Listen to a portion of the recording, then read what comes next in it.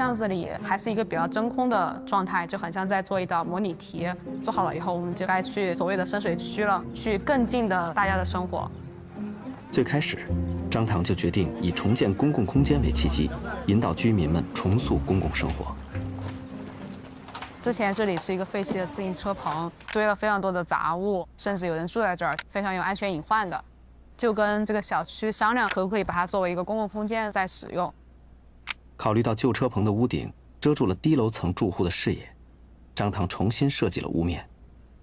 通過這種高差去把他們的視線錯開，這樣子不會互相打擾。為了激發居民參與，張唐採用了工廠預製、現場組裝的方式，讓居民們在工人的指導下自己動手搭建。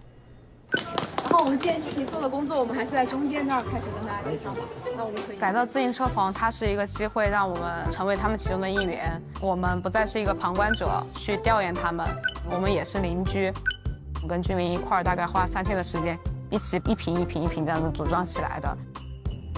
同時，張唐組建了一個跨學科小組，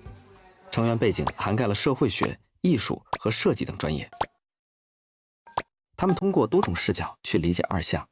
從街區植物到路邊隨意擺放的物品，再到居民們的時尚穿着。他們與街坊鄰居在車棚裡一起吃火鍋，合作改造廢棄家具，一起來改造，並策劃了一場展覽。當附近的居民開始關注二項的點點滴滴時，社區組織一屆與熱心居民形成共治小組，以此引導大家自下而上的解決安全隱患問題。不管是這屋棟還是其他的，